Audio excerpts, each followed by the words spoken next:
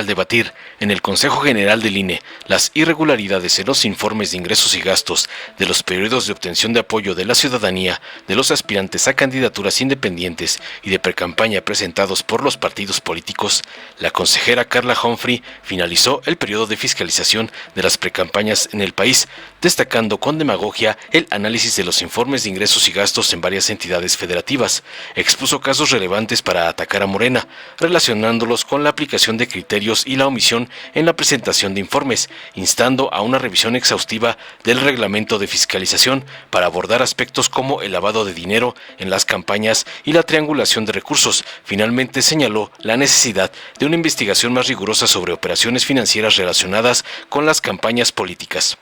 Tras oír a la gata infiltrada del señor X, el consejero del Poder Legislativo del PT, Gerardo Fernández Noroña, expresó contundente su admiración por la eficiencia y conocimiento de los consejeros electorales en el proceso de fiscalización, ironizando su precisión y carga de trabajo. Sin embargo, cuestionó tajante la disparidad de criterios en la aplicación de sanciones y la falta de acción con respecto al uso indebido del logotipo del Instituto Nacional Electoral por parte de Berta Xóchitl Gálvez Ruiz. Finalmente instó a una revisión del reglamento de fiscalización para garantizar equidad y transparencia en las decisiones del Consejo General, manifestando su preocupación por la falta de atención a las denuncias sobre este grave asunto. Veamos enseguida cómo el doctor Noroña le da su repasada a Carla Humphrey y a los consejeros del PRIAN por atacar a Morena quitándole candidaturas como le manda su padrote Claudio X González.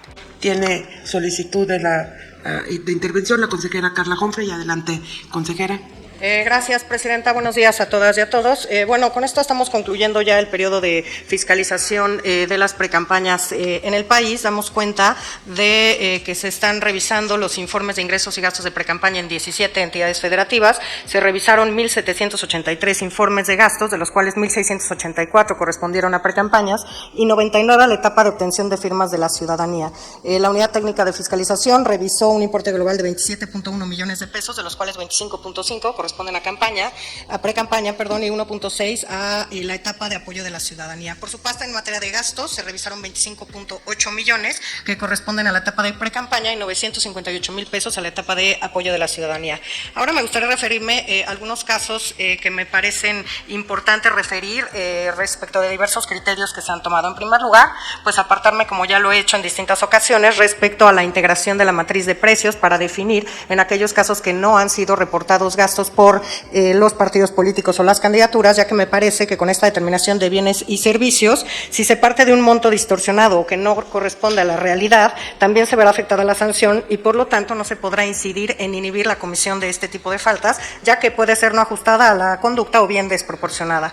En un segundo caso, además, deseo referirme al cálculo o determinación de la capacidad económica, ya que me parece que si bien los insumos y el procedimiento con los que actualmente contamos arrojan una importante aproximación a la capacidad de una persona para hacer frente a sanciones pecuniarias, lo cierto es que faltan datos, no somos exhaustivos, no se solicita información a la Unidad de Inteligencia Financiera, simple y sencillamente la Unidad Técnica de Fiscalización pasa por alto el principio de exhaustividad y omite hacer este tipo de diligencias. Pero ahora, aún más, nos encontramos con casos como el que abordamos en la sesión de la comisión, en las que tampoco se contó con la información de la Comisión Nacional Bancaria y de Valores, por lo que me parece constituye un incumplimiento al principio de exhaustividad y solicito pues la votación obviamente por separado, tanto de la matriz de precios, votación particular, y también respecto al cálculo de la capacidad económica, respecto de la falta de diligencia con la Unidad de Inteligencia Financiera y también la falta de información proveniente de la Comisión Nacional Bancaria y de Valores.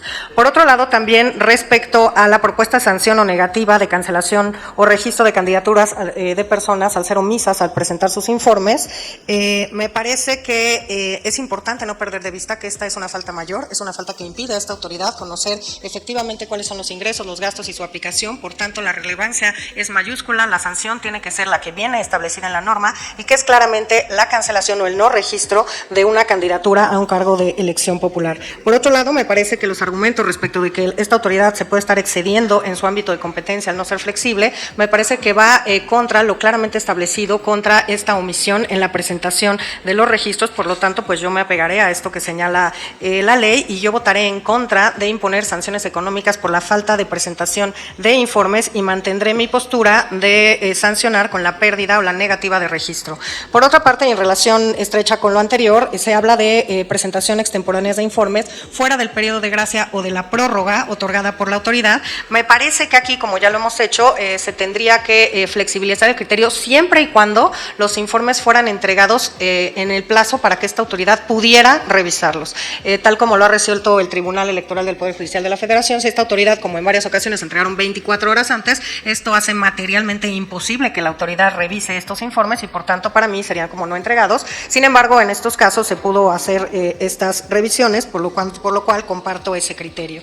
Otro tema que he estado señalando es este tema de que se entreguen o se presenten los informes por mecanismos distintos al CIF, pues como lo he señalado en ocasiones anteriores, ha aumentado su frecuencia y además ya otros partidos políticos hacen mal uso de esta práctica que obstaculiza las labores de fiscalización, pretenden pues no ser detectados, que no tengamos tiempo para revisar estos informes e intentar cumplir con una obligación. Aquí se da cuenta que fueron 7,740 informes presentados por medios distintos al CIF y en 7,650 de ellos la propaganda observada se dejó sin efecto en los dictámenes. Por lo que respecta a 90 personas restantes, 71 casos corresponden a informes presentados en cero, pero con hallazgos detectados por esta autoridad, 8 de informes en los que se reportaron ingresos y gastos y además hay hallazgos sobre conceptos de gastos y 11 en los que los informes se presentaron en respuesta a la garantía de audiencia otorgada por esta autoridad. Ahora bien, aparejado con lo anterior, se encuentra el supuesto de personas que no fueron registradas como precandidatas y por tanto no se les abrió la contabilidad respectiva. En esta situación se encuentran 385 personas, de las cuales 303 se consideró que la propaganda queda sin efectos,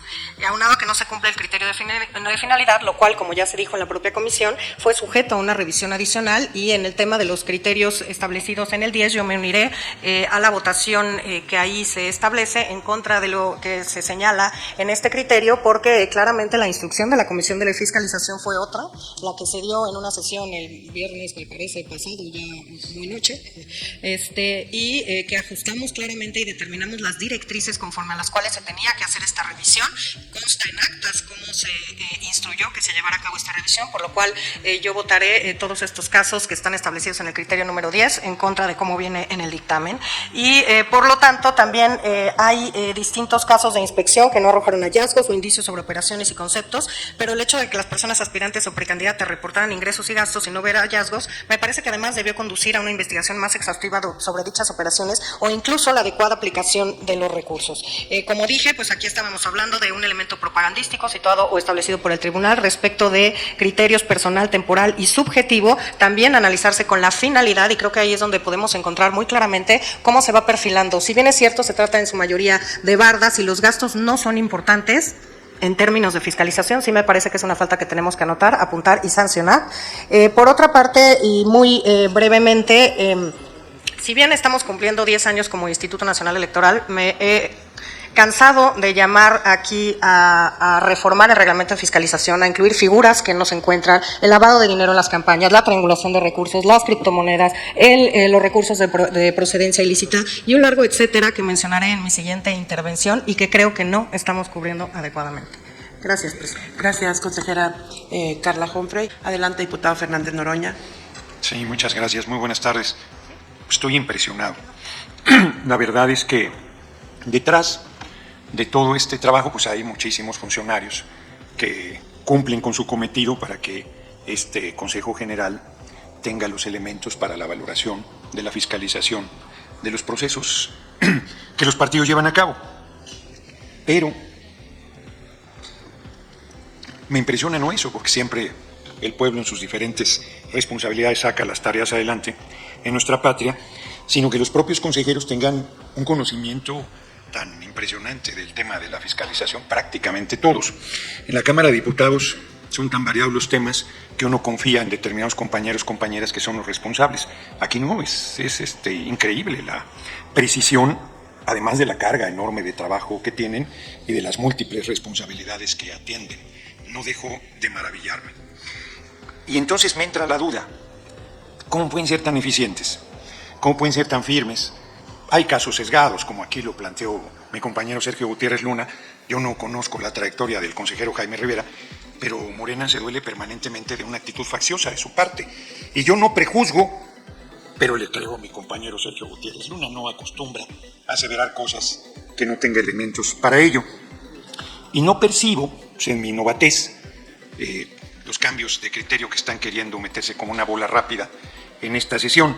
Lo que sí veo es el mantener esta idea, por ejemplo, en el caso de Querétaro, candidato a presidente municipal, José María Tapia Franco, y en el caso de Guaymas, José Alberto Combustón Cárdenas, candidato a presidente municipal por Morena, por el Verde el Primero, de quitarles el registro, la posibilidad de contender, de aplicarles muerte civil.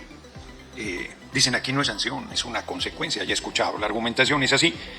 Y reitero, no dejo de maravillarme, porque por un lado es la eficacia, el estricto apego a la legislación, y por otro lado es la absoluta liberalidad.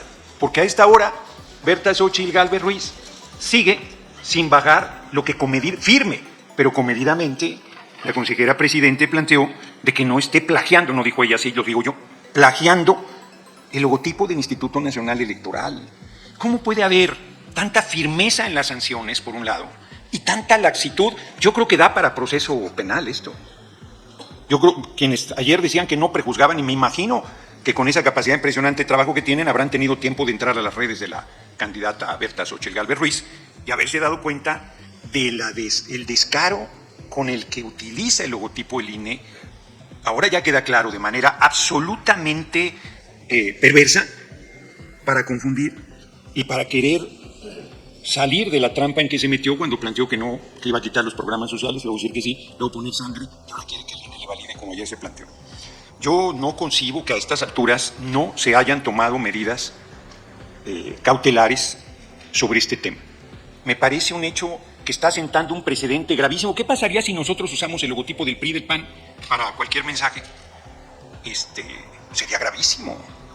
Del INE, eso es brutal, es demoledor, es de una irresponsabilidad inconmensurable. Y yo quiero no dejar pasar el tema, lo planteó Sergio Gutiérrez Luna en un principio, que no puede haber esta disparidad de criterios. Yo comparto con la consejera Humphrey que efectivamente deberían meterle mano al reglamento de fiscalización. Es más, tengo mucha tarea también, pero me estoy comprometiendo públicamente a hacer una propuesta de cambio al reglamento de discusión.